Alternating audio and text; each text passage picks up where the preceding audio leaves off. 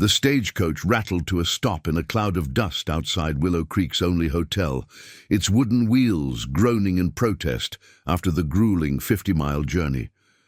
Inside, Isabella Montoya clutched her worn leather valise closer to her chest, her knuckles whitening around the handle.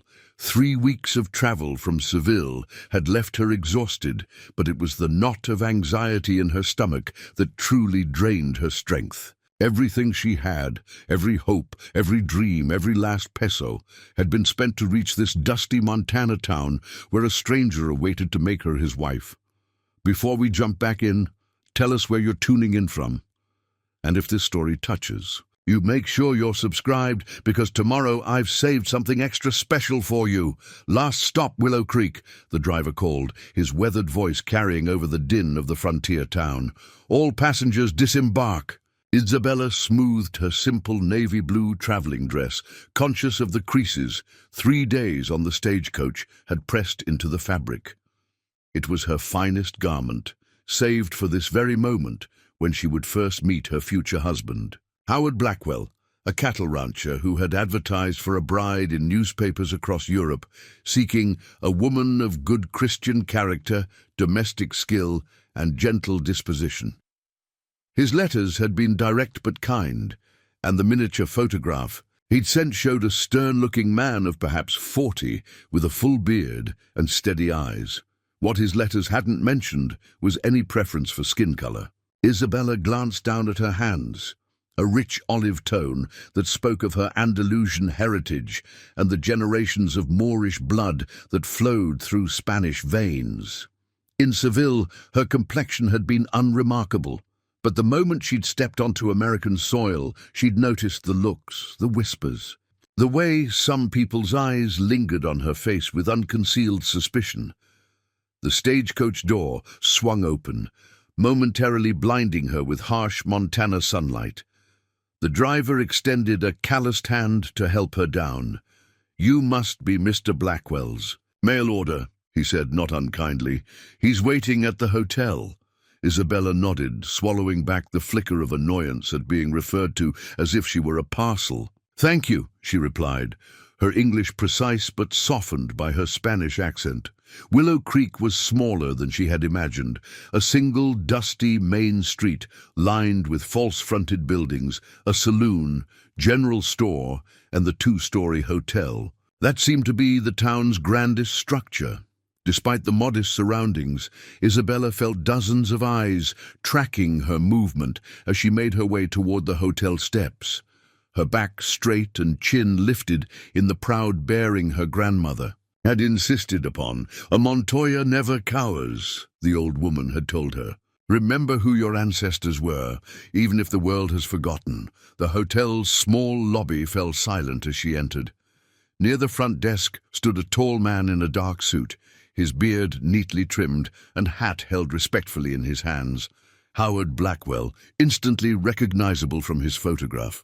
Beside him stood a shorter, rounder man in a clerical collar, and a woman whose pinched expression suggested she had just bitten into something sour.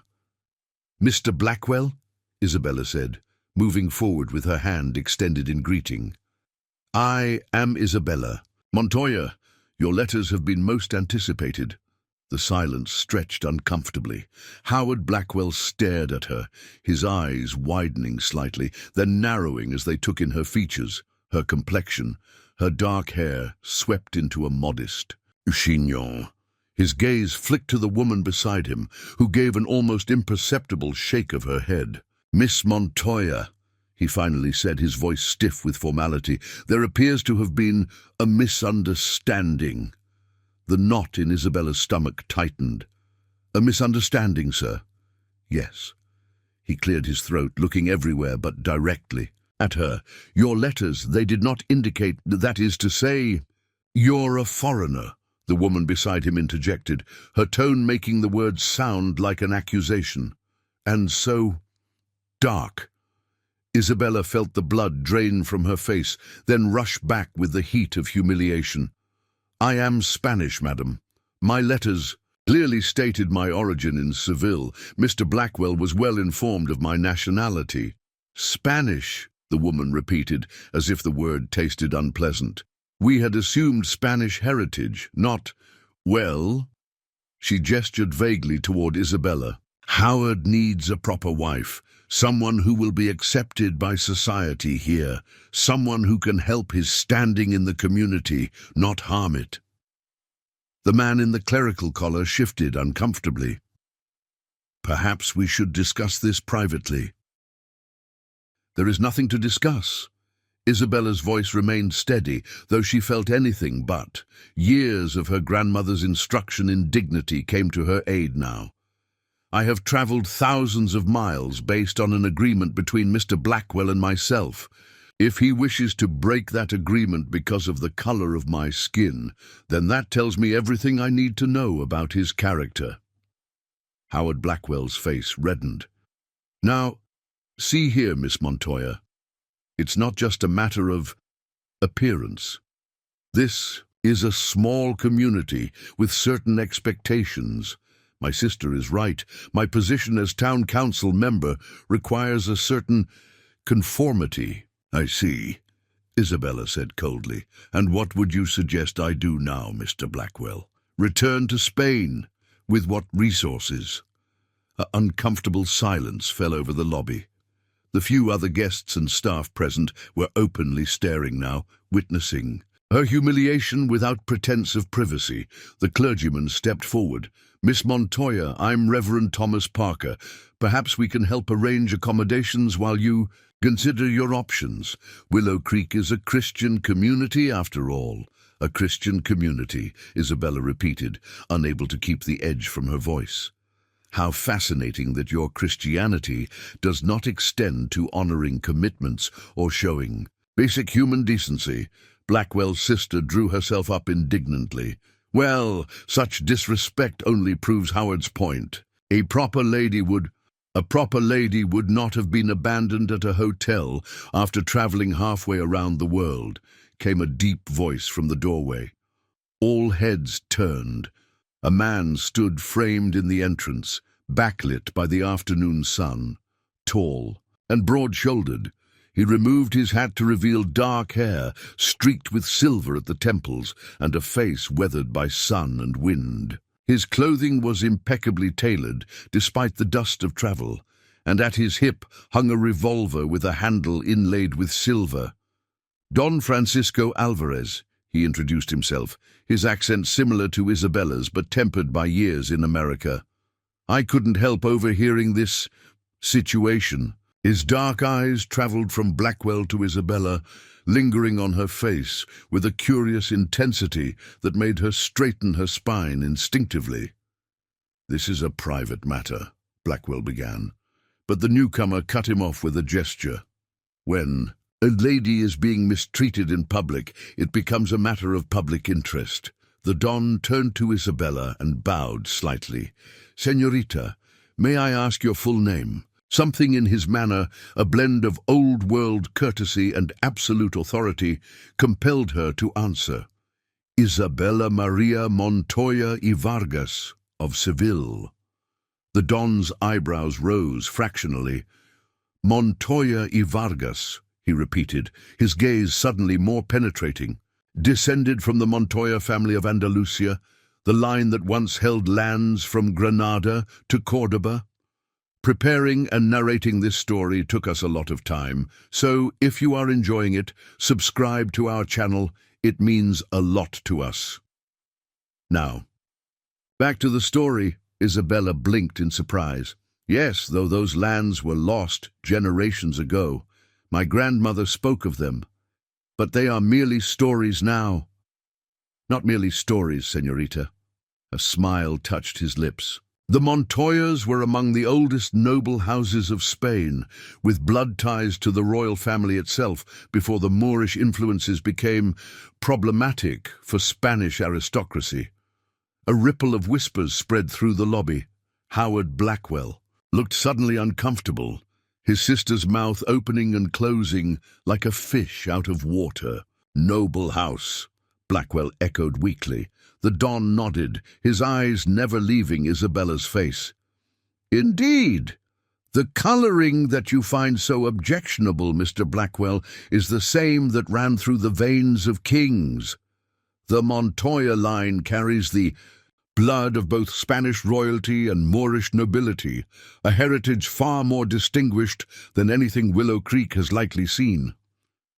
Isabella stood frozen, her grandmother's stories suddenly taking on new meaning. The old woman had indeed spoken of noble ancestors, of family crests and ancient holdings, but Isabella had assumed these were the exaggerations of an elderly woman clinging to faded glories. I had no idea, Blackwell stammered, his earlier confidence crumbling. Clearly, the Don replied dryly. He turned back to Isabella. Señorita Montoya, I own the largest ranch in the territory, some 20 miles west of this charming town. I would be honored to offer you proper accommodations while you consider your situation. My sister is in residence and would provide all necessary propriety. Before Isabella could respond, Reverend Parker stepped forward.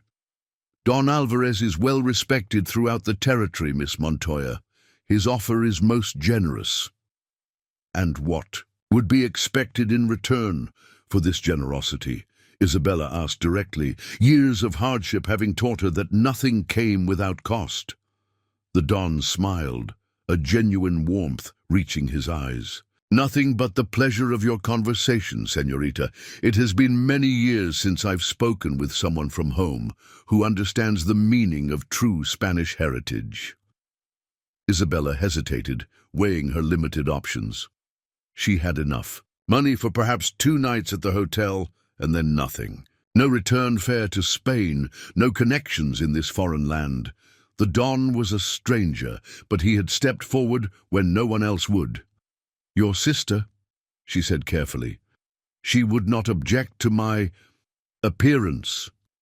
Don Francisco's expression hardened as he glanced at Blackwell's sister. My sister, Doña Elena, would never judge another by such superficial measures. She understands that true nobility is carried in one's bearing and character, not merely in one's colouring. Isabella drew a deep breath and made her decision. Then I accept your hospitality with gratitude, Don Alvarez, until I can determine my next course of action. The Don nodded, a flicker of something like satisfaction crossing his face so quickly. Isabella almost missed it. Excellent. My carriage is outside whenever you are ready. He turned to Howard Blackwell with a cold smile. Mr. Blackwell, I'm afraid you have made a grievous error in judgment today, one that I suspect you will come to regret. As Isabella followed Don Francisco out of the hotel, she felt the weight of stares on her back, some hostile, some merely incurious. Her future, which had seemed so clear this morning, now stretched before her as uncertain as the vast Montana landscape. What she couldn't know was that the moment Don Francisco Alvarez had spotted her across that lobby, the course of her life had changed forever. For the Don had recognized something in her features that even Isabella herself did not fully understand. A bloodline that connected her to a past more complex and dangerous than the simple stories her grandmother had shared. And Don Francisco Alvarez was a man who had spent a lifetime searching for exactly that bloodline. As the Don's elegant carriage pulled away from Willow Creek, Isabella gazed back at the town that had rejected her. She couldn't know that she would return one day, not as a mail-order bride desperate for acceptance, but as a woman whose true heritage would shake the foundations of this frontier community and beyond. Don Francisco's carriage wound through pine-covered hills as sunset painted the Montana sky in blazing oranges and purples.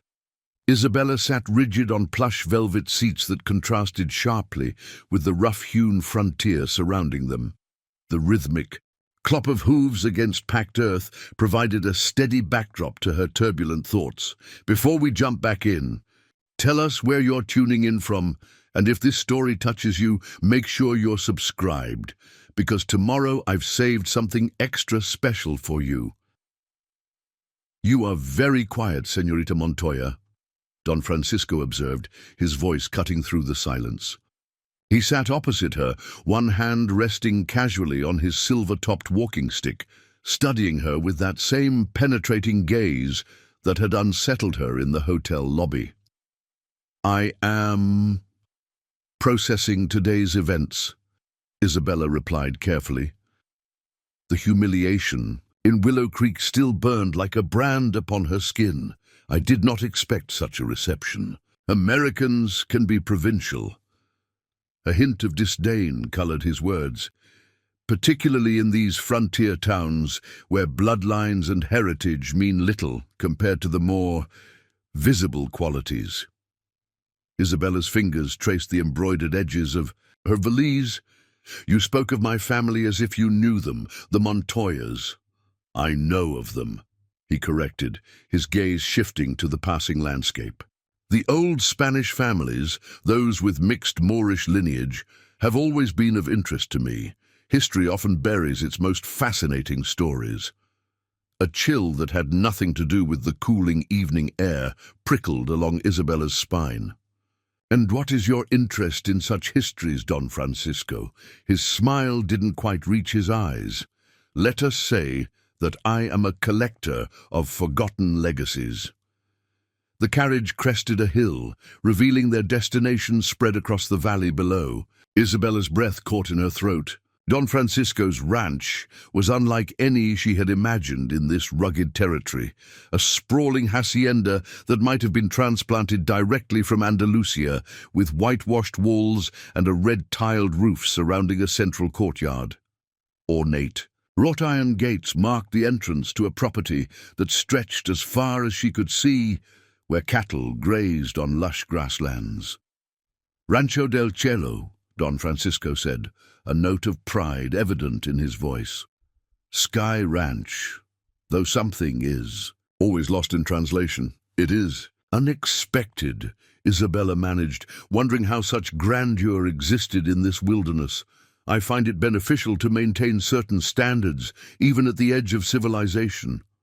The Don's expression softened briefly, perhaps especially here.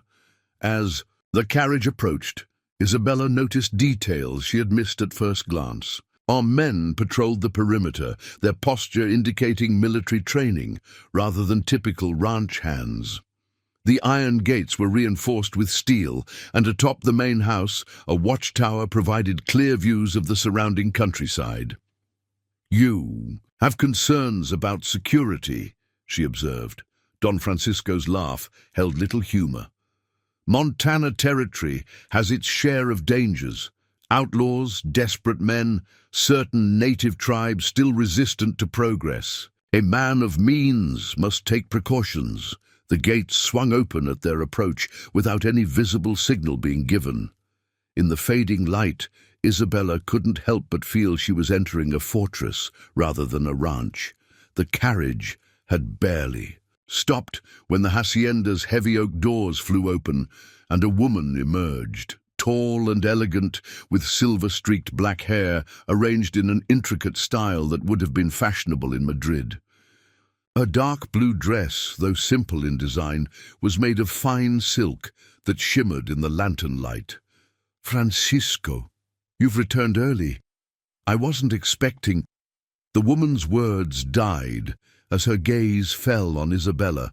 For a moment, an expression Isabella couldn't interpret crossed her features. Surprise, certainly, but something more complex beneath it. "Elena," Don Francisco said smoothly, "we have a guest. Señorita Isabella Montoya y Vargas recently arrived from Seville. She has encountered some difficulties with her arrangements in Willow Creek." Doña Elena's composure returned instantly, though her eyes remained fixed on Isabella's face with uncomfortable intensity. "Montoya y Vargas, from Seville?" She shot her brother a look laden with unspoken meaning before turning to Isabella with a practiced smile. "You are most welcome, señorita. Please, come inside. You must be exhausted after your journey." The hacienda's interior matched its imposing exterior, High ceilings with exposed beams, stone floors covered with intricate Moorish-patterned rugs, and walls adorned with paintings that Isabella recognized as masterworks that belonged in European museums, not a frontier ranch house. The entrance hall opened into a large central courtyard with a fountain at its center, the gentle splash of water creating an oasis of tranquility. "Maria will show you to your quarters," Doña Elena said, gesturing to a young Mexican servant girl who appeared silently at her side. "Once you've refreshed yourself, perhaps you'll join us for supper." Isabella nodded gratefully, suddenly aware of her travel-worn appearance in these opulent surroundings. "You are most kind, Doña Elena." As she followed Maria up a sweeping staircase, Isabella glanced back to see the siblings, with their heads bent together in hushed conversation, Don Francisco's hand gripping his sister's arm with unusual intensity.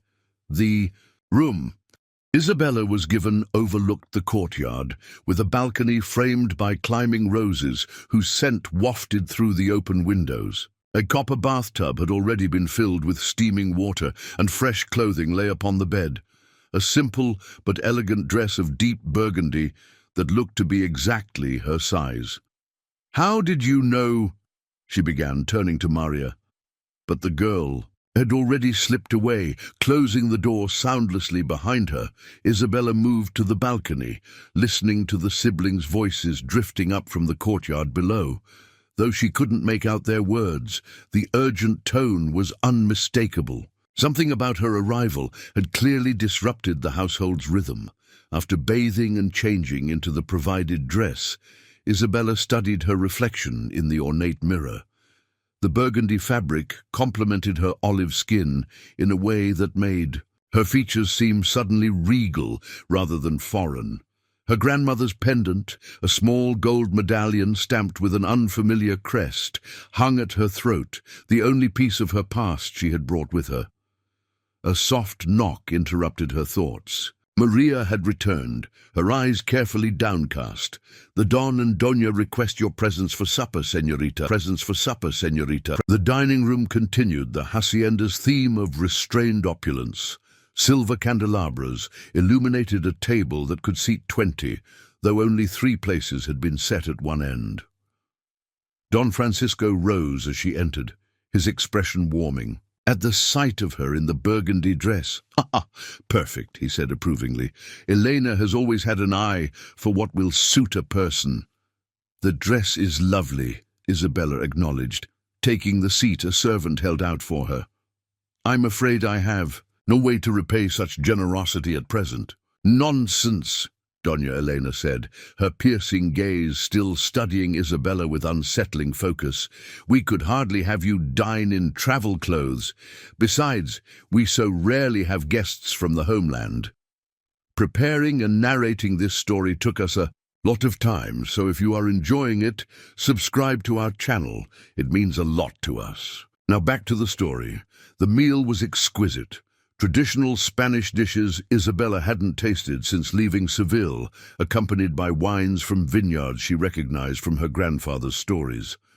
Throughout the courses, Don Francisco guided the conversation skillfully, drawing out details of Isabella's life while revealing little of his own. "And your parents?" he asked as servants cleared the main course. "You haven't mentioned them." Isabella took a sip of wine to steady herself. "Both gone. My father when I was a child, a fever took him. My mother 5 years ago. Leaving you in your grandmother's care." Doña Elena interjected. "Yes, until last winter." Isabella's fingers unconsciously found her pendant. "Her passing left me without family or resources. The position as Mr. Blackwell's bride seemed providential at the time." Don Francisco's expression darkened. "Blackwell is a fool who cannot recognize quality when it stands before him." "And yet," Isabella said carefully, "you recognized my family name immediately. How is that possible when I myself know so little of my lineage?" A weighted silence fell over the table. Brother and sister exchanged another of those communicative glances before Don Francisco set down his wineglass with deliberate precision. "I have made a study of the old Spanish families," he said, his tone measured, "particularly those with complicated histories. The Montoyas were once among the most powerful families in Andalusia, with blood ties to both Spanish royalty and Moorish nobility. My grandmother mentioned noble connections, but I always assumed she was embellishing to comfort herself in our reduced circumstances. Far from it."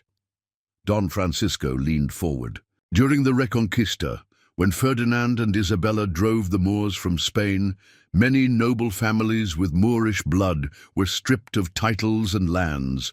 Some converted and managed to retain portions of their wealth. Others fled or were eliminated. Entirely, Isabella's heart quickened. And the Montoyas? They chose a third path, Doña Elena said, her voice dropping to near whisper. They hid in plain sight, preserving their bloodline while appearing to conform. "The medallion you wear, may I see it?" Startled, Isabella's hand flew to her pendant. "This? It was my grandmother's. She gave it to me on her deathbed." "If it is what I suspect," Don Francisco said, "it is far more than a simple keepsake." With reluctant fingers, Isabella unfastened the chain and passed the medallion across the table. Don Francisco held it to the candlelight, his expression intent as he examined the worn crest stamped into the gold. "Elena," he breathed, passing it to his sister. "Look!" Doña Elena's fingers trembled slightly as she traced the design. The half-crescent moon beneath the crown. "It is the Montoya crest, Francisco. Undoubtedly." "What does that mean?" Isabella asked, a strange mixture of excitement and apprehension rising within her. Don Francisco returned the medallion with reverent hands. "It means, Señorita Montoya, that you are indeed descended from the royal line. This medallion was given only to blood members of the family, those who carried the direct lineage of both Spanish and Moorish royal houses." "But that would make me a princess of sorts," Doña Elena finished, her earlier reserve melting into something like awe. "At least by blood, if not by current title." Isabella nearly laughed at the absurdity. "A princess? I lived in 3 small rooms above a baker's shop in Seville. I mended clothes for coins. Many royal lines have fallen on hard times," Don Francisco said gently. "It doesn't change the blood that flows in your veins. Blood that carries certain unique qualities." Something in his tone made Isabella pause. What qualities? Again, that silent communication between siblings. Then Don Francisco rose, extending his hand. "Come, there is something you should see." He led her through the hacienda to a room she had not noticed before. A heavy door concealed behind a tapestry opened with a key the Don kept on a chain around his neck. Inside, lamps illuminated what appeared to be a private museum. Glass cases contained artifacts of obvious antiquity, illuminated manuscripts, jeweled daggers, maps drawn on yellowed parchment.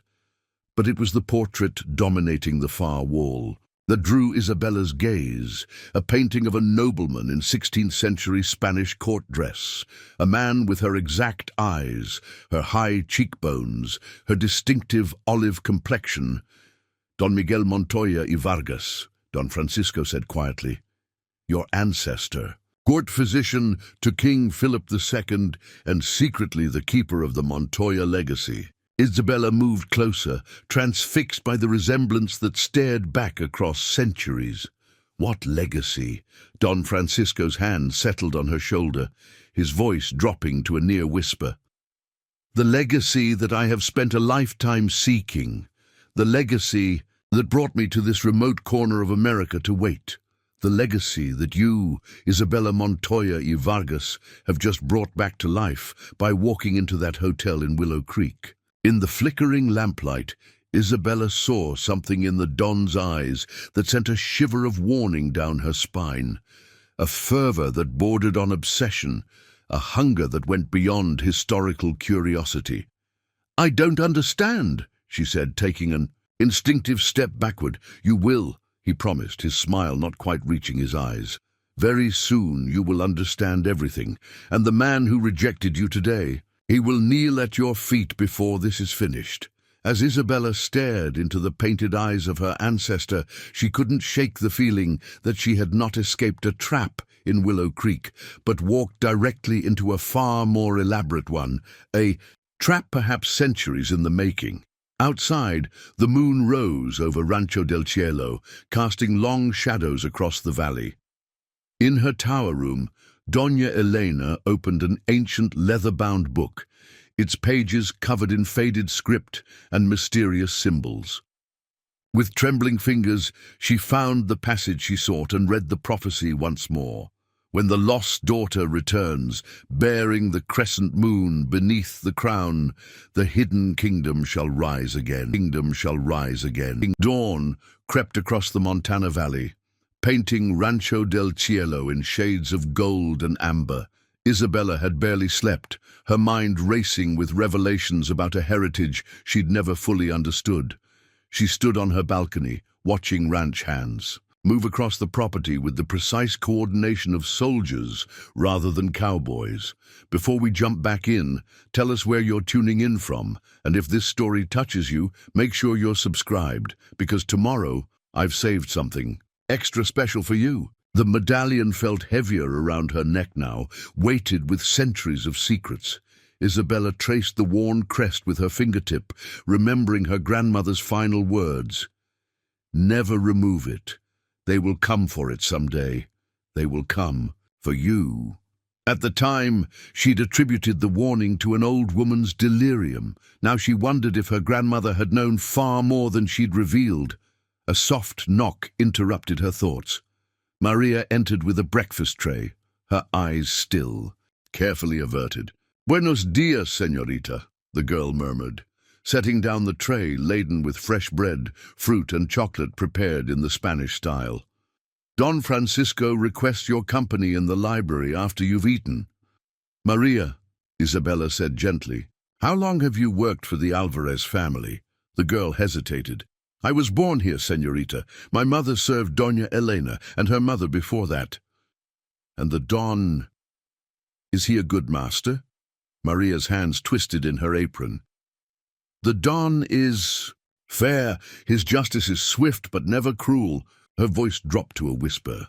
"But there are places on the ranch where we do not go, rituals we pretend not to see." "What rituals?" Isabella pressed. Maria crossed herself quickly.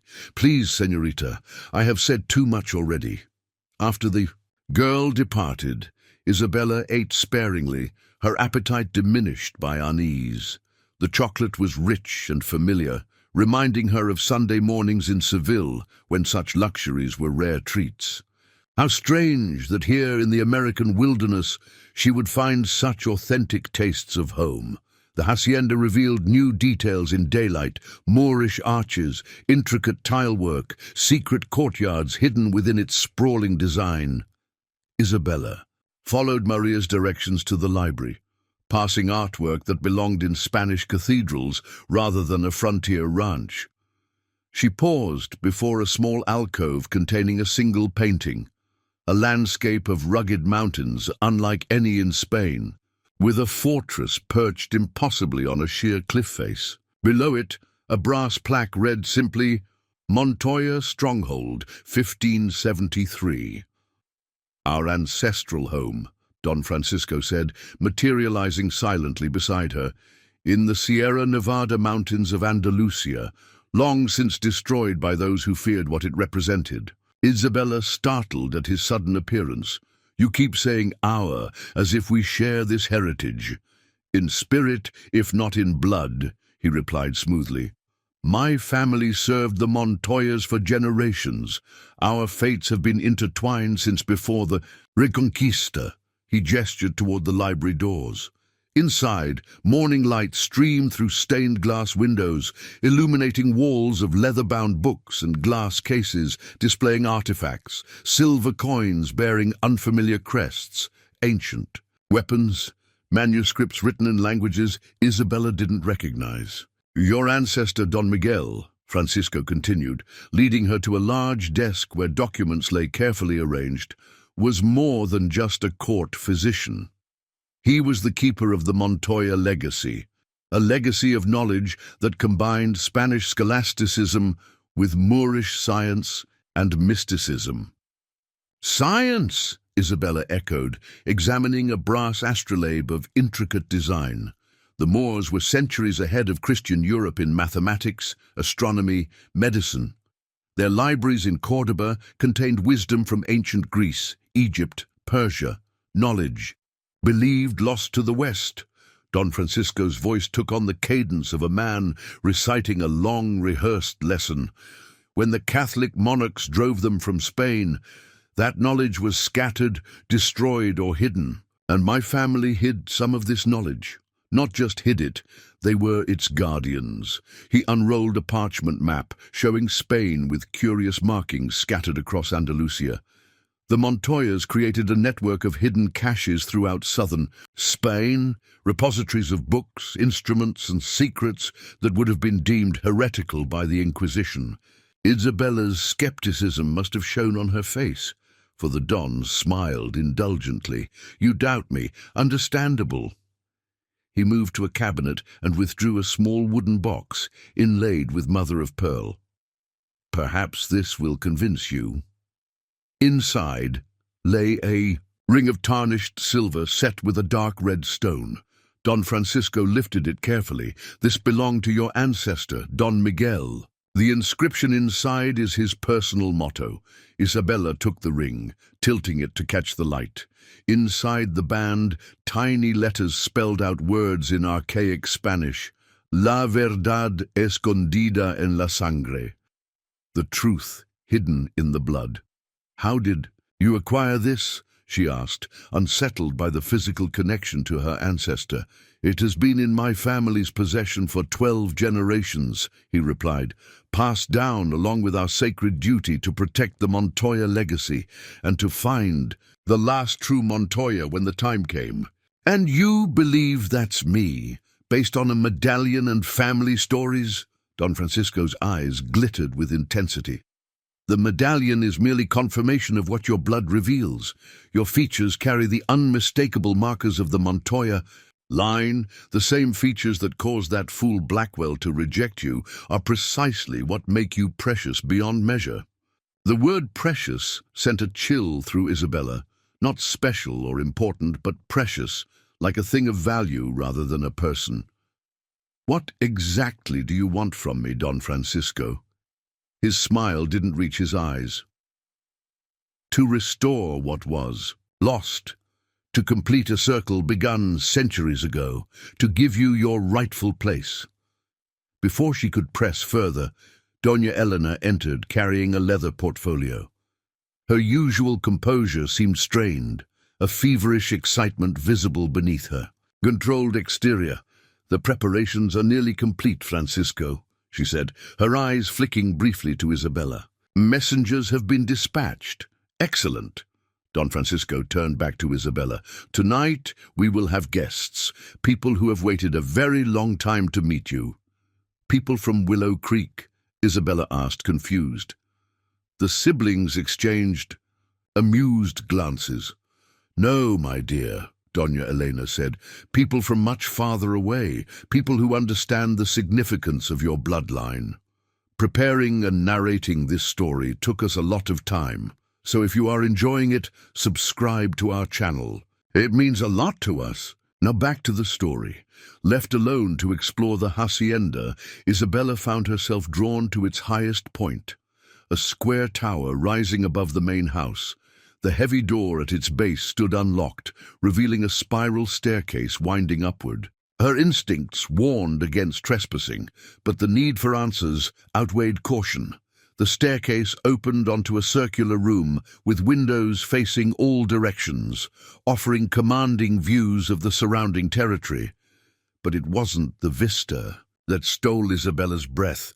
It was what the room contained. The walls were covered with maps and charts tracking bloodlines through centuries, Names she recognized from her grandmother's stories appeared alongside unfamiliar ones, all connected by lines that ultimately converged on a single empty space. At the bottom of the central chart, a space waiting to be filled. A large desk dominated the center, covered with correspondence bearing postmarks from across the world. Madrid, Tangier, Cairo, Istanbul. Letters in multiple languages, their contents incomprehensible to Isabella, but their tone urgent even to her untrained eye. Most disturbing was the altar-like arrangement in the corner, black candles surrounding a silver bowl. Beside it a knife with a curved blade, inlaid with symbols matching those on her medallion. The floor beneath was stained dark, in a pattern too regular to be accidental. Curiosity is both a Montoya trait and a dangerous habit. Doña Elena's voice came from the doorway, making Isabella start guiltily. Though I suppose you have more right than most to examine our work. What is all this? Isabella gestured to the bloodline charts. These people, are they all related to me? Distantly, Elena moved to the central chart, her finger tracing one particular line. For centuries, we've tracked every branch of the Montoya family, searching for one with the perfect confluence of bloodlines. Most had been diluted too much, or the Moorish. A trait spread out entirely. Perfect for what purpose? Elena ignored the question, continuing as if lecturing. The Spanish branch maintained the purest lineage, thanks to certain selective marriages. Your grandmother's union with your grandfather was of particular interest to us. Isabella's hands clenched. You were watching my family for generations? Guiding. Would be more accurate. Eleanor's smile held no warmth. We've influenced Montoya marriages for centuries, ensuring the bloodlines remained optimal. For what? Isabella demanded, bile rising in her throat. Elena's gaze drifted to the altar. The completion, of course, the ceremony that will restore what was taken from your family and from all those with the ancient blood. Before Isabella could respond, a bell rang somewhere in the hacienda. Elena straightened. Our first guests have arrived. You should prepare yourself. She gestured to a dress laid out on a chaise, deep red velvet with gold embroidery, unmistakably ceremonial in design. Wear this. Tonight marks the beginning of your true destiny. Left alone, Isabella approached the dress with trepidation. Its style was oddly archaic, reminiscent of paintings she'd seen of 16th-century Spanish nobility, yet with elements she recognized from Moorish designs. The fabric alone would have cost more than she had earned in years of mending in Seville.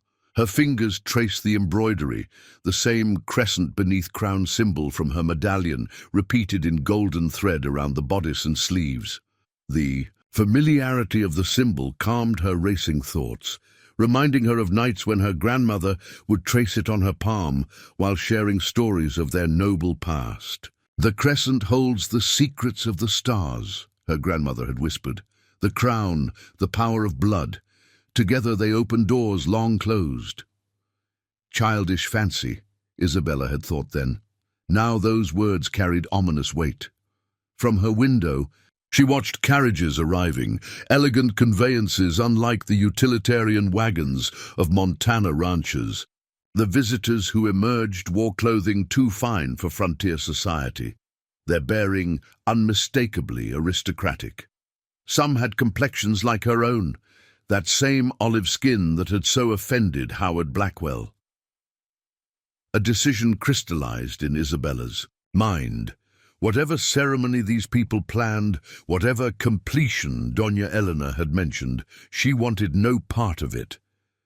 The siblings' obsession with bloodlines and ancient legacies felt increasingly sinister, their interest in her more covetous than benevolent. She needed to leave. Immediately the dress would draw too much attention.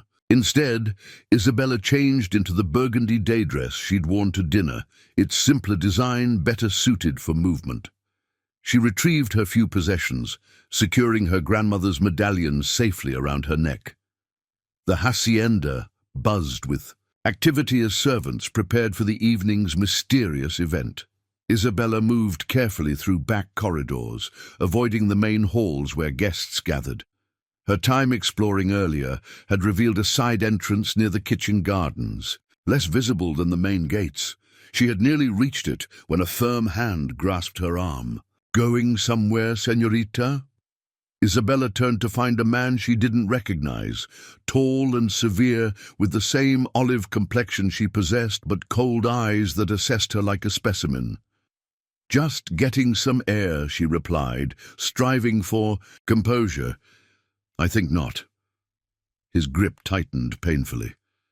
Don Francisco would be most disappointed if his guest of honor disappeared before the ceremony. His gaze lingered on her medallion. "Especially when you carry the key we have sought for." "So long." Isabella tried to pull away, but the man's strength was implacable. "Release me. I don't know what ceremony you're talking about." "You wear the symbol, yet claim ignorance?" His laugh held no humor. "The blood remembers even when the mind forgets. Yours will remember tonight." He began marching her toward the main house, his grip bruising. Isabella's desperate gaze caught sight of Maria, watching from a doorway, the servant girl's expression torn between fear and sympathy. "Maria!" Isabella called out. "Help me!" The girl hesitated, then darted away. Isabella's heart sank, hope of assistance evaporating. Her captor led her not to the main hall where guests mingled, but back toward the tower she had explored earlier. Don Francisco waited at its base, resplendent in formal attire that mimicked the style of her ancestral portrait, his expression changing from concern to relief at her appearance. "Ah, Isabella, I see you've met Don Javier, another of our loyal caretakers." His eyes narrowed at her daydress. "Though you don't appear ready for tonight's celebration." "I'm not staying for any celebration," Isabella stated firmly. "Whatever you're planning, I want no part of it." Don Francisco sighed as if dealing with a petulant child. "I understand your hesitation. The burden of destiny can be overwhelming when first revealed." He nodded to Don Javier, who maintained his grip on her arm. "But some choices transcend individual desires. Your blood carries obligations you cannot simply reject." "My blood is my own," Isabella countered, anger overcoming fear, "as is my body and my will." "You have no right." "We have every right," Don Francisco interrupted, his pleasant mask slipping to reveal steel beneath. "My family has sacrificed for centuries to preserve the Montoya legacy, to find you. We have given everything to this cause. I never asked for this. The worthy rarely ask for their destiny," he replied coldly. "They simply fulfill it." A commotion from the courtyard interrupted their confrontation. Raised voices, the sound of breaking glass, then a gunshot that echoed against stone walls. Don Francisco and Javier exchanged alarmed glances. "Secure her in the preparation room," Francisco ordered, drawing a pistol from beneath his coat. "The ceremony proceeds regardless of interruptions." As Javier dragged her up the spiral staircase, Isabella caught a glimpse through a window of chaos below. Men on horseback had breached the hacienda's gates, exchanging gunfire with the Don's guards. Among them, she recognized a face that seemed impossibly out of place in this unfolding nightmare. Howard Blackwell, the man who had rejected her just yesterday, was leading what appeared to be a rescue party directly into Don Francisco's trap. Gunfire crackled through the evening air as Don Javier forced Isabella up the tower steps. His fingers dug into her arm with bruising force, but it was the gleam of anticipation in his eyes that truly frightened her, the look of a man nearing, the culmination of a lifelong obsession. Before we jump back in, tell us where you're tuning in from. And if this story touches you, make sure you're subscribed, because tomorrow I've saved something extra special for you. Why would Howard Blackwell come for me? Isabella demanded, her mind racing to make sense of his unexpected appearance. He rejected me utterly. Javier sneered, shoving her into the circular room at the top of the tower. Blackwell is a pawn who doesn't realize he's being played. He has a part in tonight's events, though not the heroic one he imagines. The room had been transformed since Isabella's earlier discovery. Black candles now burned in iron holders, casting dancing shadows across walls where the bloodline charts seemed to pulse with newfound significance. The altar bore fresh symbols, drawn in some rust-colored substance Isabella refused to identify. "The red dress," Javier ordered, indicating the ceremonial garment still laid out on the chaise. "Put it on." Isabella lifted her chin, her grandmother's defiant spirit kindling within her. "No." Javier's hand struck her face with practiced efficiency, not hard enough to mark her visibly, but with sufficient force to send her stumbling backward. "The dress," he repeated coldly, "or I will have servants assist you in ways you would find far less dignified." Something in his tone convinced Isabella this was no empty threat. Her cheek stinging, she nodded stiffly. "Turn around." To her surprise, he complied, though his posture suggested he found her modesty amusing rather than respectable. With trembling fingers, Isabella unfastened her day dress, the distant sounds of conflict below punctuating each movement. Who had come with Blackwell? Why would the man who had publicly humiliated her now risk his life to retrieve her? The ceremonial dress weighed heavily on her shoulders as she drew it on, the velvet absorbing the last warmth of the setting sun that streamed through western windows. It fit perfectly, as if tailored specifically for her body, a disquieting thought given the Alvarez siblings' admission of monitoring her family for generations.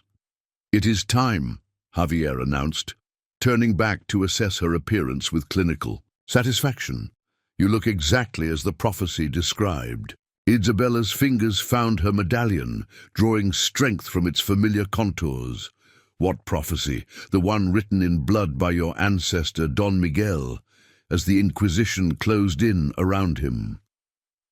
Javier moved to the desk, retrieving a leather-bound book she hadn't noticed before. He foresaw this day, when the scattered blood would reunite to reclaim what was lost. From below came the sound of booted feet on the spiral staircase, multiple sets climbing with urgent purpose. "They're coming," Isabella said, a flicker of hope rising in her chest. Javier's smile chilled her. "Excellent. All the players arrive for the final act." The door burst open, revealing Don Francisco, his elegant attire now disheveled, a streak of blood marking his temple. Behind him stood Doña Elena, her composure finally shattered, dark eyes wild with a mixture of fear and exhilaration. "They've breached the main house," Francisco reported tersely. "We must accelerate the timeline." Elena nodded, moving to the altar with practiced efficiency. "The alignment is close enough. We begin now." "What about the others?" Javier demanded. "The witnesses from the old families—" "They've fled like cowards," Francisco spat, "but their presence was symbolic only. The blood is what matters, and we have that." His gaze settled on Isabella with unsettling intensity. Another commotion from the stairwell silenced further discussion. All three turned toward the door, Francisco raising his pistol just as Howard Blackwell stumbled through, followed by a man Isabella didn't recognize, tall, sandy-haired, with a marshal's badge gleaming on his chest. "Isabella!" Blackwell's relief at seeing her quickly shifted to confusion as he took in her ceremonial dress and the bizarre tableau surrounding her. "What in God's name? Nobody move!" the marshal ordered, his revolver trained steadily on Don Francisco. "Ma'am, are you—" "Isabella Montoya." Before she could answer, Francisco chuckled, a sound utterly devoid of humor. "Marshal Reynolds, how predictable. always arriving just in time to witness history but too late to change its course. I've been tracking you across 3 territories. Alvarez, Reynolds replied, his aim unwavering. The territorial governor finally connected the disappearances to your little gatherings. Isabella's gaze darted between them. Disappearances. Young women, Reynolds explained, keeping his focus. On Francisco, dark-haired, olive-skinned, all with Spanish ancestry, all last seen near Alvarez properties before vanishing entirely. The blood drained from Isabella's face as understanding dawned. She wasn't the first woman they'd sought for their completion, just the first with the precise bloodline they required. Necessary preparations, Elena dismissed with a wave of her hand. Disappointing approximations while we searched for the true heir. Blackwell stepped forward, his face flushed with anger. Miss Montoya, I've come to apologize and offer my protection. My behavior yesterday was orchestrated, Francisco interrupted smoothly. Did you think it coincidence that your sister suddenly objected so vehemently to Miss Montoya's complexion that the town's most prominent citizen would publicly reject a mail-order bride, leaving her vulnerable and without options? Blackwell's confusion was genuine. What are you talking about? Your sister has been in our employ for months, Mr. Blackwell, screening all potential brides, ensuring you remained unmarried until Isabella arrived. Francisco's smile held genuine amusement. We've waited too long for the true Montoya to risk her finding security too quickly. Isabella felt the floor tilt beneath her. You arranged my rejection. We arranged everything, my dear. Elena moved toward her, ceremonial knife now in hand.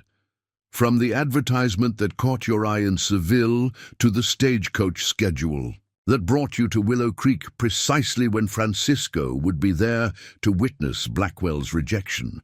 That's enough, Reynolds said firmly. Miss Montoya, please step away from these people. They're not what they seem. Oh, but we are exactly what we seem, Marshal, Francisco countered, his pistol still trained on Blackwell. We are the caretakers of the old knowledge, the preservers of bloodlines that trace back to when Moors and Christians created something greater than either could achieve alone. Preparing and narrating this story took us a lot of time, so if you are enjoying it, subscribe to our channel. It means a lot to us. Now back to the story. Isabella's mind reeled with revelations, the careful manipulation of her life, the disappearances of other women, the fanatical gleam in the siblings, eyes as they spoke of blood and prophecy. Yet beneath her horror, something else stirred, a whisper of recognition, as if some dormant part of her understood exactly what this ceremony represented. The medallion, she said suddenly, her voice stronger than she'd expected. What does it truly signify? Francisco and Elena exchanged surprised glances at her question. It is the key, Elena finally answered, the physical manifestation of your blood right. When joined with the sacred texts at the moment of astronomical alignment, it opens the way to knowledge lost since the Inquisition. Knowledge, Isabella pressed, playing for time as she noticed Marshal Reynolds slowly positioning himself between her and Javier. What knowledge could possibly justify kidnapping and murder? Francisco's expression grew rapturous. The synthesis of sciences that the Church deemed heretical, Moorish mathematics and astronomy combined with alchemical practices your ancestor perfected, knowledge that could transform lead to gold, cure diseases deemed incurable, extend life beyond natural limits. Power, Isabella translated flatly. You seek power. We seek restoration, Elena corrected, her knife glinting in the candlelight. The restoration of knowledge suppressed by religious fear, the reunification of bloodlines torn apart by prejudice. Reynolds shook his head. They seek money and influence, Miss Montoya. The Alvarez siblings have left a trail of empty bank accounts and mysterious deaths across the Spanish-speaking world. This mystical nonsense is just window dressing for their schemes. Blasphemy! Francisco hissed, his composure finally cracking. "You understand nothing of our sacred mission." The room's tension sharpened to a breaking point. Javier inching toward Isabella, Reynolds's finger tightening on his trigger, Blackwell's gaze darting between them in growing panic. In that breathless moment, a new voice spoke from the doorway, soft, accented, and utterly unexpected. "The true blasphemy is perverting the Montoya legacy into this spectacle."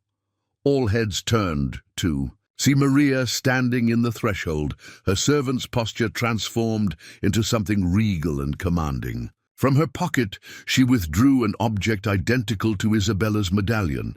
"Maria?" Elena gasped, genuine shock breaking through her zealotry. The young woman smiled thinly. "My true name is Marisol Montoya y Rivera, granddaughter of Eduardo Montoya, who fled your caretakers when they murdered his brother in a ceremony much like this one." Her dark eyes found Isabella's.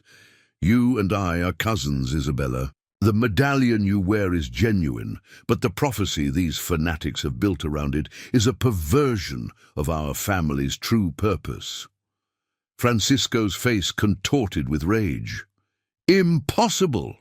We tracked every Montoya descendant." "Not those who deliberately vanished," Marisol countered. "My grandfather changed our name, hid his children in plain sight as servants in the houses of those who hunted us. We've watched you for generations, waiting for you to reveal your true purpose."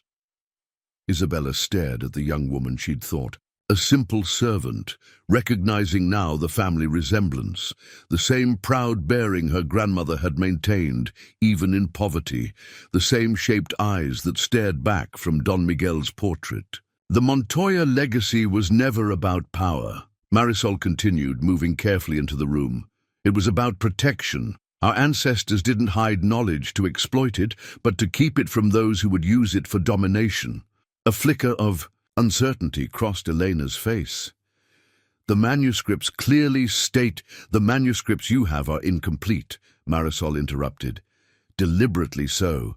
My ancestors left false trails, fragments designed to mislead those with impure intentions." Isabella felt something shift in the atmosphere, not just the tension of confrontation, but something deeper, as if the very air responded to the presence of two Montoya descendants reunited after centuries of separation. The medallion at her throat grew warm against her skin. "Enough of this," Javier snarled, lunging toward Isabella with unexpected speed. Several things happened at once. Reynolds fired, his bullet catching Javier in the shoulder. Francisco swung his pistol toward Marisol.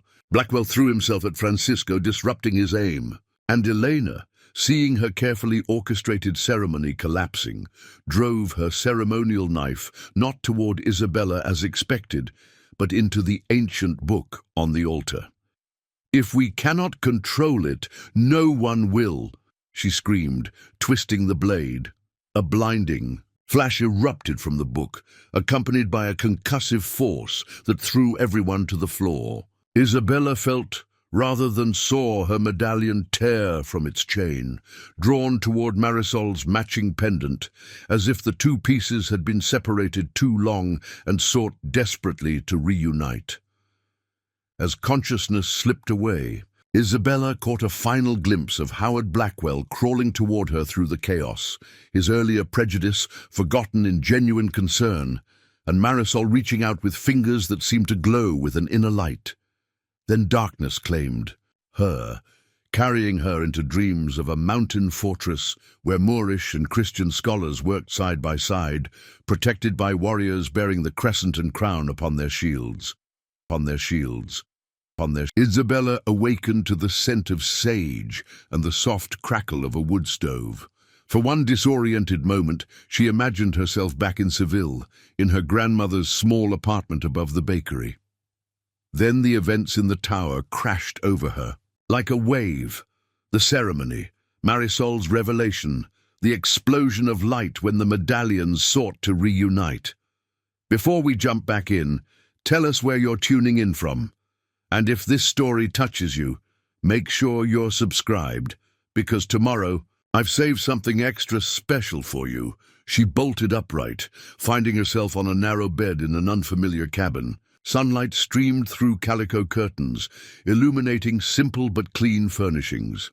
Her ceremonial dress was gone, replaced by a practical cotton nightgown. On a chair beside the bed lay her traveling dress, freshly laundered and mended. "You're awake." Marisol entered carrying a steaming cup of something that smelled of cinnamon and unfamiliar herbs. "Good. You've been sleeping for 2 days." 2 days? Isabella accepted the cup, noting the careful way Marisol kept her distance, as if unsure of her reception. "What happened? Where are we?"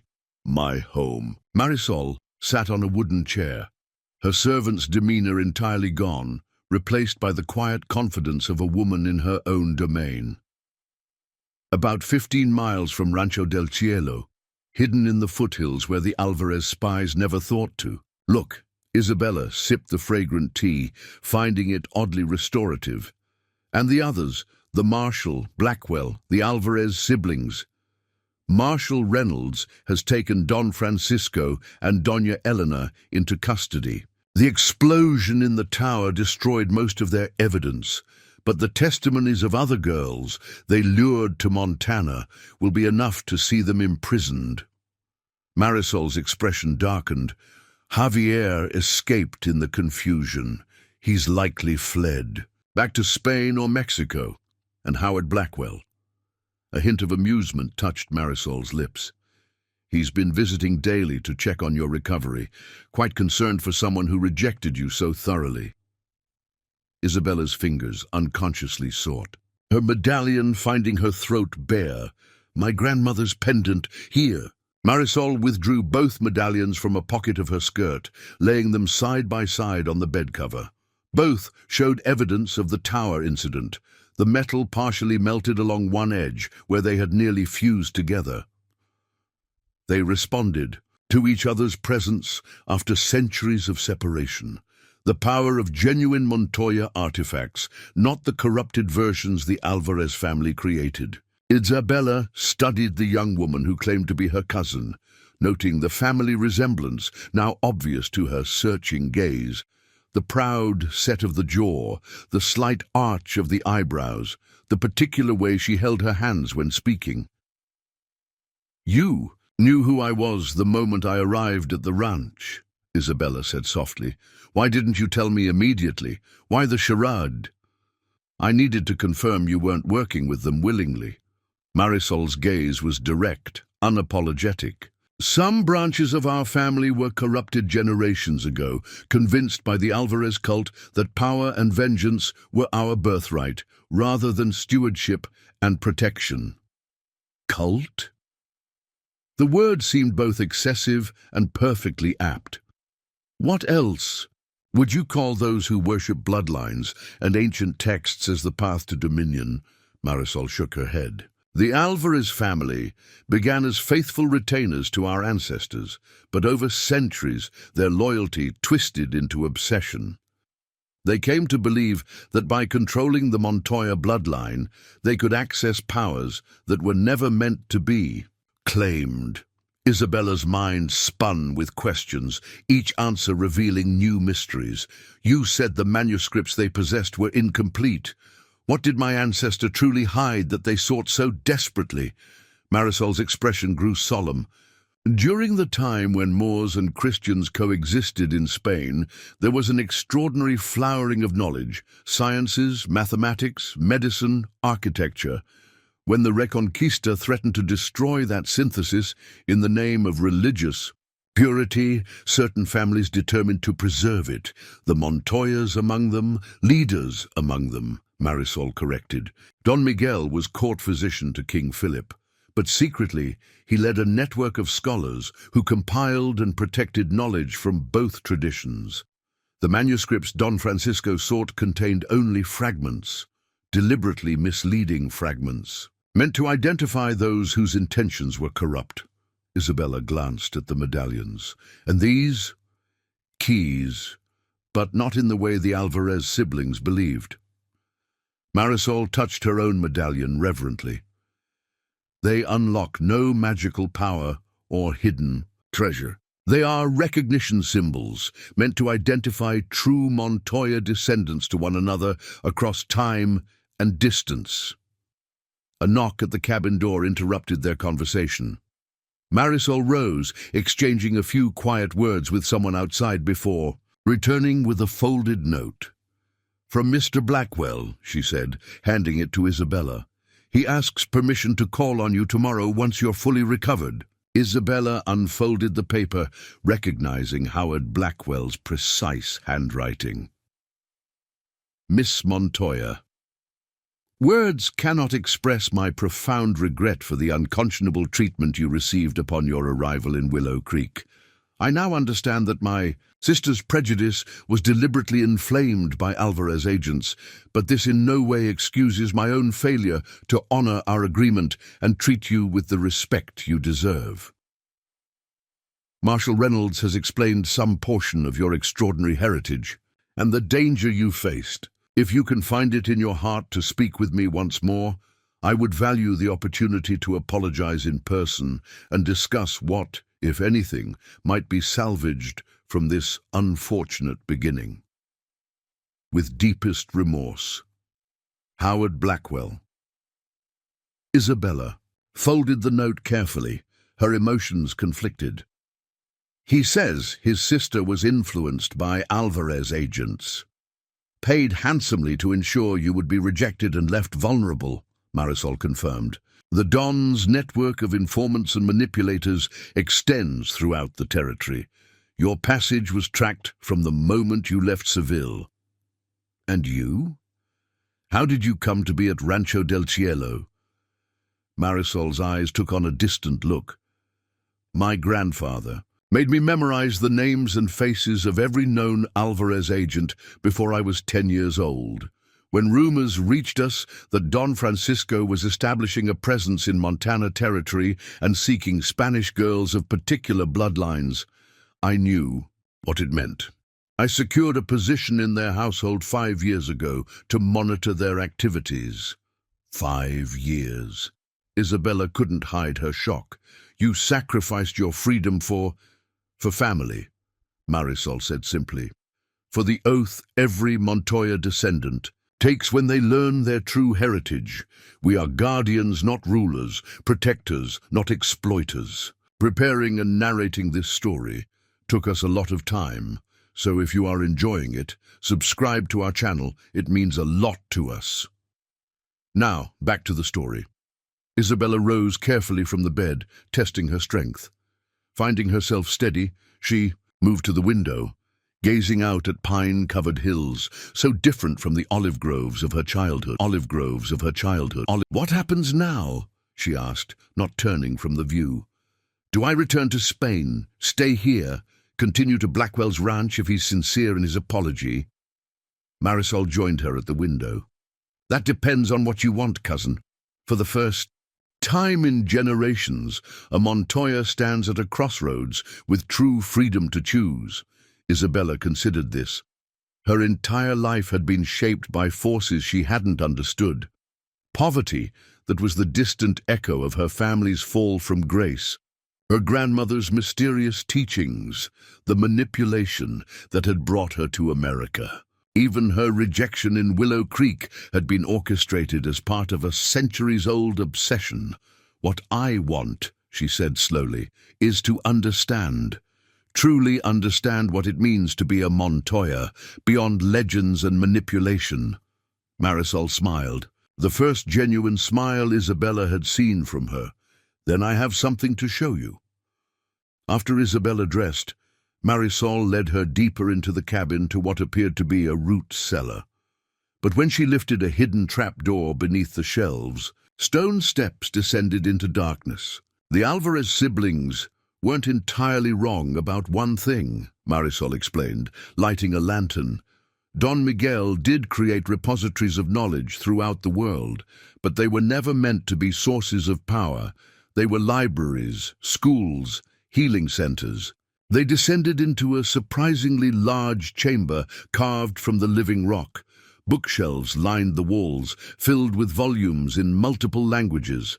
Glass cases protected delicate instruments, astrolabes, microscopes, devices Isabella couldn't. Name star charts covered one wall, mathematical equations another.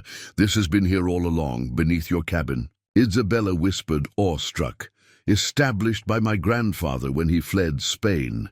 There are others like it, in Mexico, in Cuba, in Morocco, small outposts of learning maintained by branches of our family, waiting for the time when such knowledge can be shared openly again. Isabella moved to a central table where a large book lay open, its pages covered in beautiful calligraphy interspersed with intricate diagrams. And this? The true Montoya legacy. Marisol's voice held reverence. Not power or wealth or royal. A blood, though our ancestors had all three. Our legacy is knowledge preserved when others would destroy it, healing arts maintained when the church condemned them as witchcraft, astronomical understanding protected when such study could mean death. As Isabella turned the pages, she felt a connection to generations of her family who had protected these treasures through persecution, exile, and deliberate obscurity. Her grandmother's final admonition made sudden, perfect sense. Never remove it. They will come for it someday. They will come for you. Not a warning about the medallion itself, but about the responsibility it represented. I want to learn, Isabella decided, looking up at her newfound cousin with determination. Everything. What our family truly stood for. What knowledge we protected. Why it matters still. Marisol nodded, satisfaction evident in her expression. Then you'll stay? For now. Isabella touched the book gently. There's time to decide about Mr. Blackwell and Willow Creek. Time to consider what kind of life I want to build here. Speaking of Mr. Blackwell, Marisol said, a hint of mischief entering her voice. Shall I tell him you'll receive him tomorrow? Isabella considered this. Howard Blackwell had rejected her based on prejudice, even if that prejudice had been deliberately inflamed. Yet he had also risked his life to rescue her when he believed her in danger. Yes, she decided, but not here. Not yet. This place is Montoya heritage, not to be shared lightly. I'll meet him in Willow Creek on neutral ground. As you wish. And will you tell him the truth about your ancestry? That the blood he found so objectionable once flowed through the veins of Spanish royalty? Isabella smiled, feeling for the first time the true strength of her heritage, not the superficial pride of royal connections, but the deeper power of a family that had preserved knowledge against all odds. I'll tell him what he needs to know, she said, that I come from a long line of people who valued wisdom over power, inclusivity over purity, and courage over conformity. If those values don't impress him more than any royal bloodline could, then he's not worth impressing at all. The next morning, Isabella rode beside Marisol toward Willow Creek, the town that had rejected her now visible in the distance. She wore her original blue traveling dress, freshly pressed, with her medallion now mounted in a new setting that incorporated elements of Marisol's matching piece, the two crescents interlocking to form a complete moon beneath the crowns. They approached the town limits. Isabella spotted Howard Blackwell waiting anxiously by the hotel, his hat in his hands, his sister notably absent. Further down the street, townsfolk gathered in small groups, watching with undisguised curiosity. Ready? Marisol asked quietly. Isabella straightened in her saddle, channeling generations of Montoya dignity.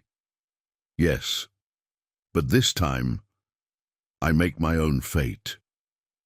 As she guided her horse forward, Isabella reflected on how dramatically her circumstances had changed in mere days. She had arrived as a mail-order bride, desperate for acceptance.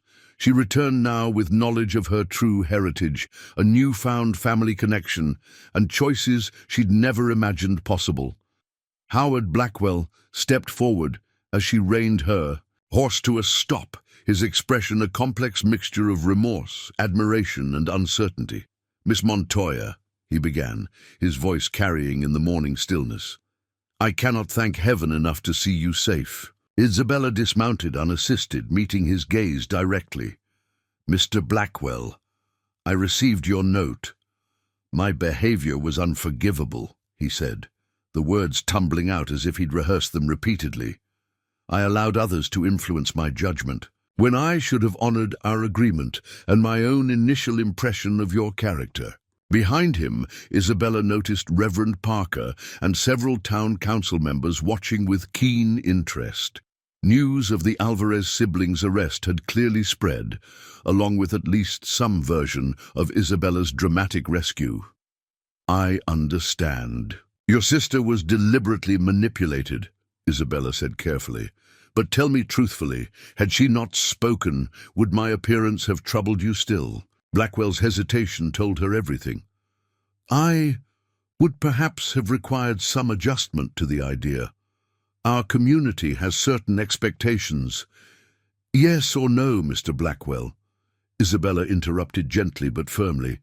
He squared his shoulders, meeting her gaze directly. "Yes, I would have been concerned about how you would be received, not because I personally found fault with your appearance, but because I feared the judgment of others." His voice strengthened. "It was cowardice, Miss Montoya. Simple cowardice, dressed as social concern."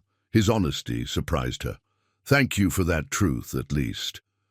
"The Marshal explained something of your heritage," Blackwell continued, "that you come from an old Spanish family with royal connections. I want you to know that plays no part in my current regard. It is your courage and dignity that have impressed me, not accidents of birth." Isabella studied him, seeing genuine remorse in his expression. The man before her was flawed, certainly, influenced by social pressure, concerned with appearances, but also capable of recognizing his mistakes and seeking to correct them.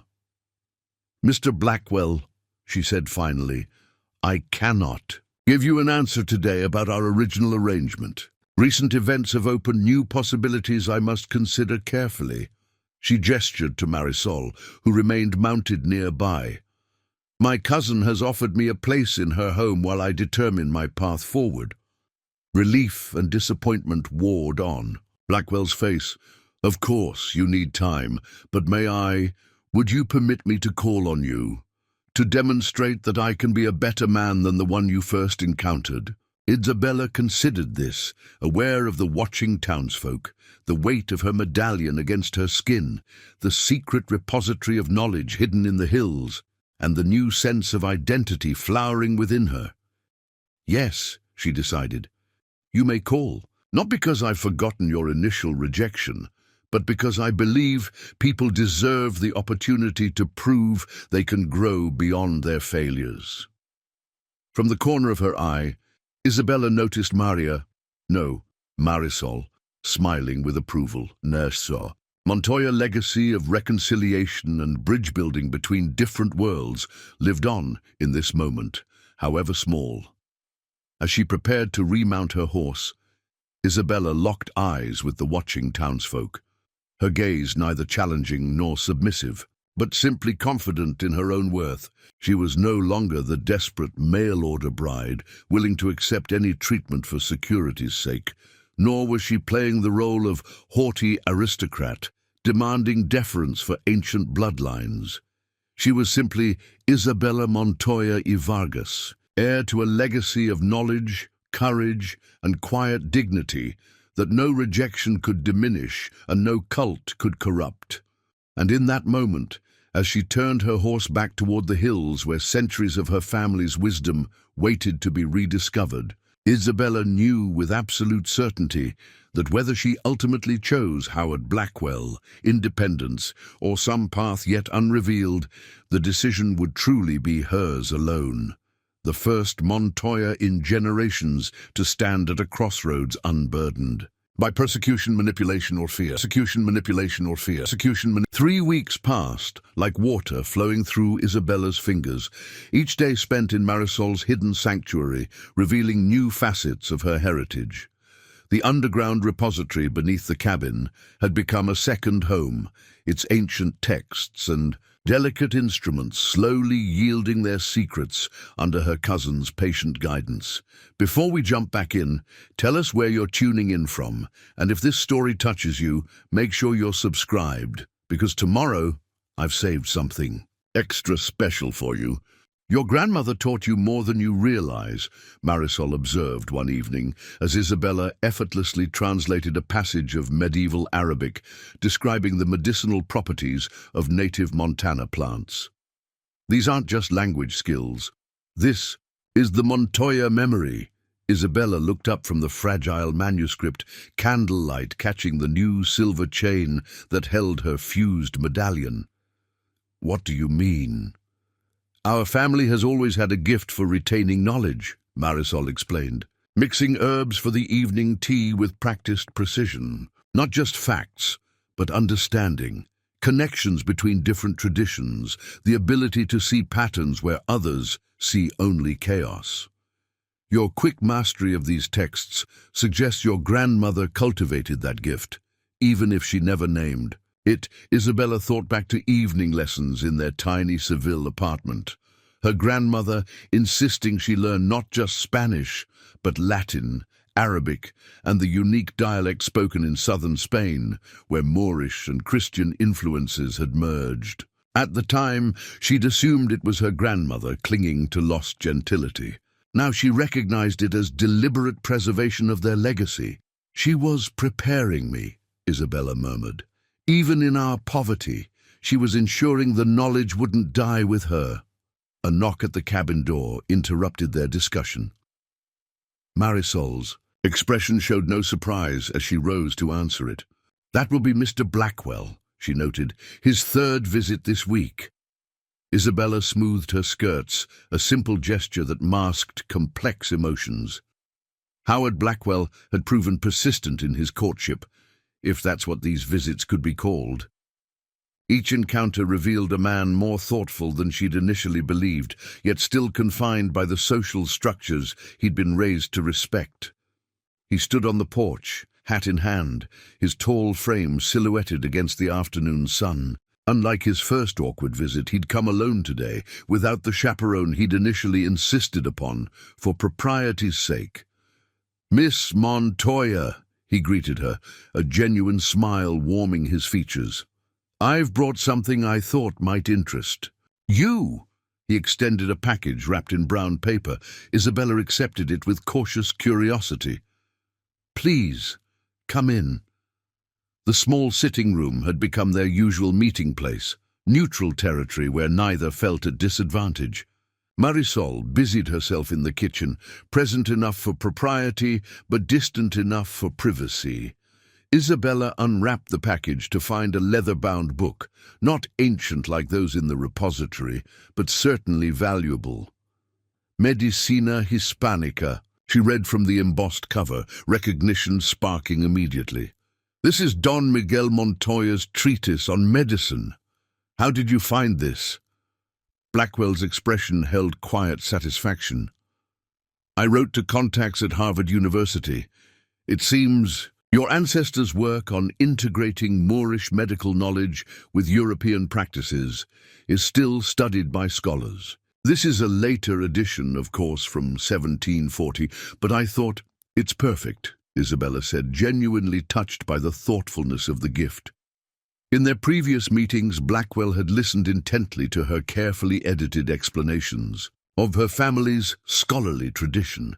That he had taken those conversations to heart enough to locate this book spoke volumes.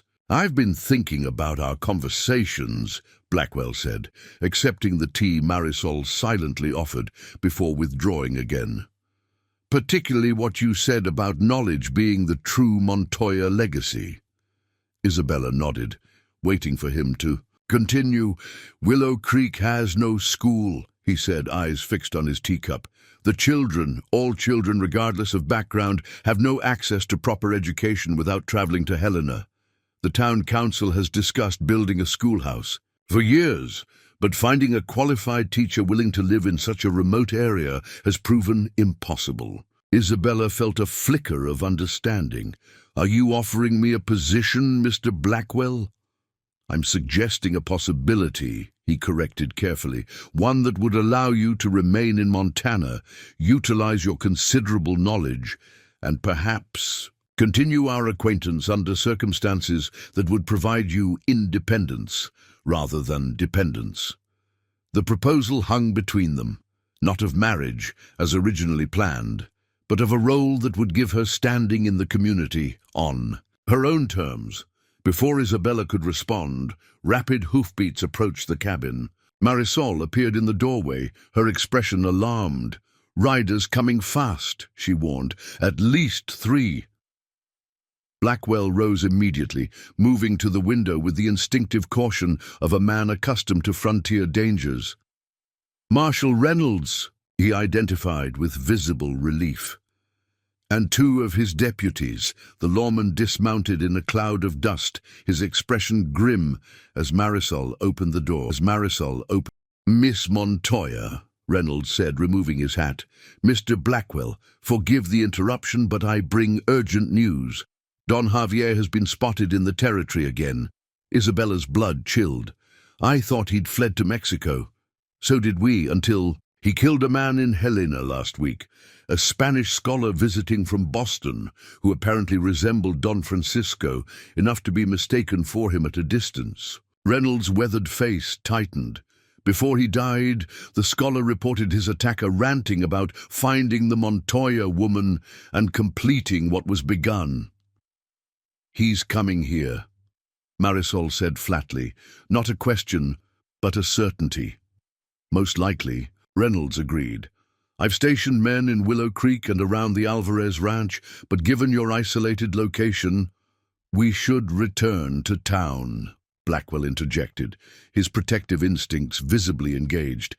"The hotel would be safer, with people around." Isabella exchanged a meaningful glance with Marisol. Both knew what Blackwell did not, that the true treasure Javier sought lay beneath their feet in the hidden repository. "We can't abandon the cabin," Isabella said firmly. "It contains items of significance to our family, preparing and narrating. This story took us a lot of time, so if you are enjoying it, subscribe to our channel. It means a lot to us. Now back to the story." "With respect, Miss Montoya," Reynolds said, "your safety matters more than possessions." "It's not about possessions," Marisol countered. "It's about responsibility. What our family has protected for generations cannot be left vulnerable." "Then I'll stay as well," Blackwell stated without hesitation, surprising Isabella with his decisiveness. "Marshal, can you spare one of your deputies?" Reynolds assessed the situation with a lawman's practiced eye. "Williams can remain. The rest of us will continue searching the surrounding area." He fixed Isabella with a direct look. "Whatever Javier wants from you, ma'am, it's got him willing to kill. Don't take unnecessary risks." After the marshal departed, an uneasy silence fell over the cabin. Deputy Williams took position on the porch, rifle at the ready. Blackwell stood awkwardly in the sitting room, clearly reluctant to leave, yet aware he had inserted himself into a situation he didn't fully understand. "Mr. Blackwell," Isabella said finally, making a decision that her grandmother might have called reckless, and Marisol's expression definitely did. "There's something you should see if you're truly intent on protecting us." Ignoring Marisol's warning look, Isabella led him to the root cellar and revealed the hidden trapdoor. His astonishment as they descended into the repository was genuine, his eyes widening as he took in the centuries of preserved knowledge. "This is what Don Francisco and his sister were truly after," Isabella explained, watching his reaction carefully. "Not me. but what my family has protected, knowledge that combines Christian and Moorish traditions, sciences that were suppressed during the Inquisition, medical techniques that were labeled heretical despite their effectiveness. Blackwell moved slowly among the shelves, touching nothing but taking in everything. And this is why that man is hunting you, for books and star charts. Knowledge is power, Marisol said from the stairway, her tone making clear she still questioned the wisdom of showing Blackwell their secret. Particularly knowledge that challenges established authority or crosses boundaries others wish to maintain. Understanding dawned in Blackwell's expression, like the boundary between European and Moorish cultures, between Christian and Muslim traditions. He turned to Isabella. Between what society deemed acceptable and unacceptable in a mail-order bride. Isabella nodded, relieved he had made the connection himself. The Alvarez cult twisted our family's purpose.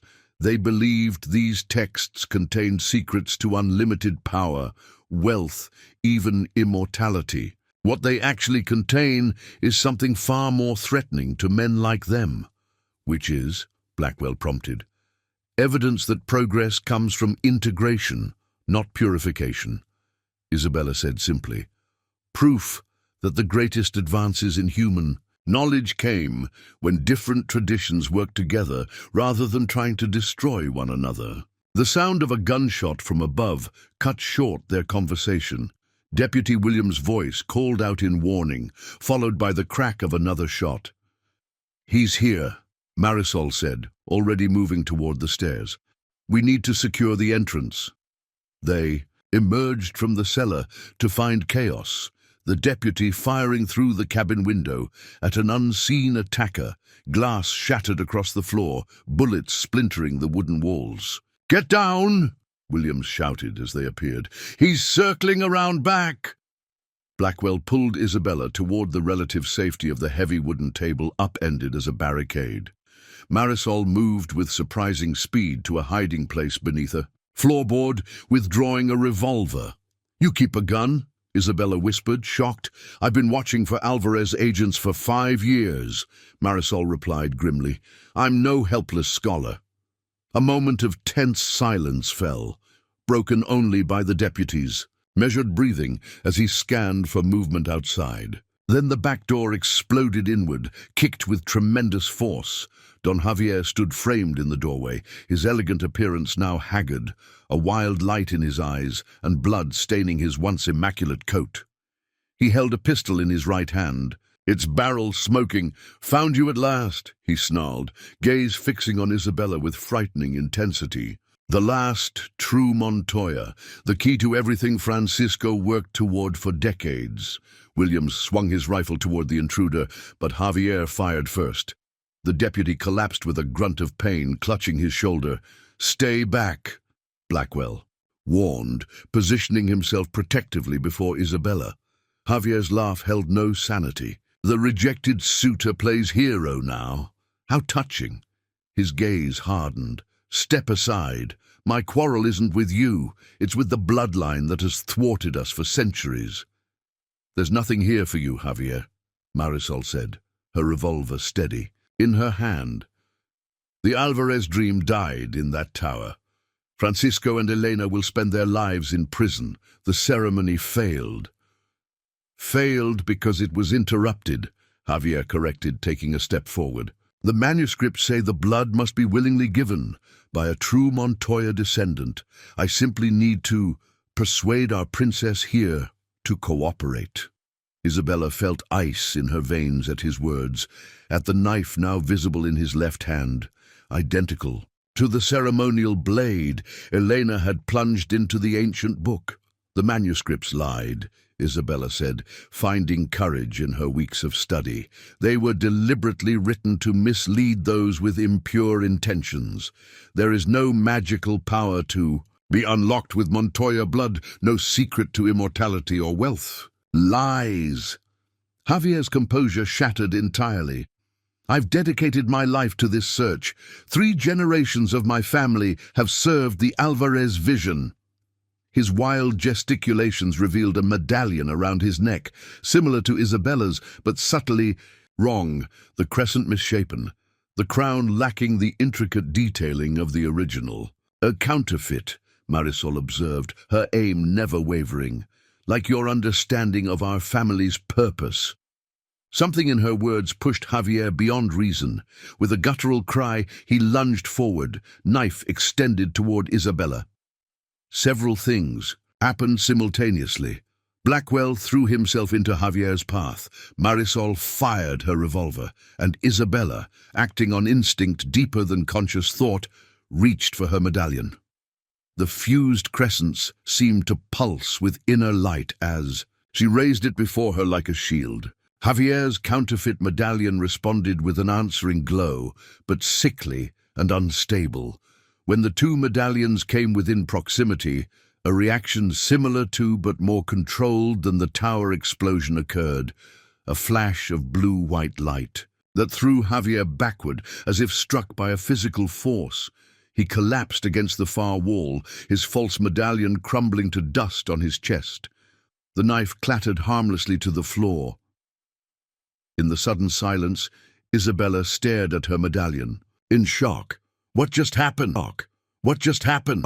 Marisol lowered her unfired revolver, expression torn between awe and vindication.